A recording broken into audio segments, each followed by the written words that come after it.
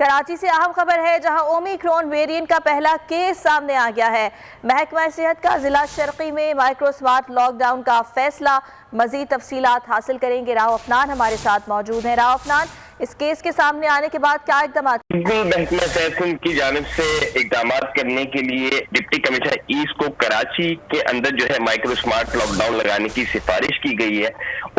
Omicron का जो पहला केस है 8 दिसंबर को रिपोर्ट हुआ था। मुतासिरा खातून घर के अंदर आइसोलेशन में है, उसके अंदर किसी किस्म की अलामत जाहिर नहीं हुई, वो अनवैक्सीनेटेड है, वैक्सीनेशन की एक भी खुराक नहीं लगी और महकमा सेहत अब इसकी तस्दीक कर रहा है कि मुतासिरा खातून की कोई ट्रैवल हिस्ट्री नहीं है और मुतासिरा खातून जो है वो कराची के जिला शर्की की रिहायश की तमाम तफसीलात जो है वो शेयर की गई है।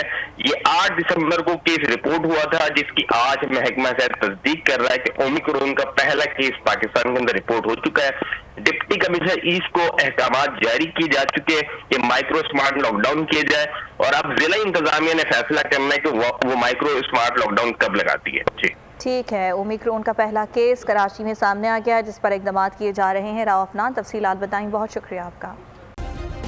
सब्सक्राइब करें और बेल दबाएं ताकि कोई खबर रह न जाए।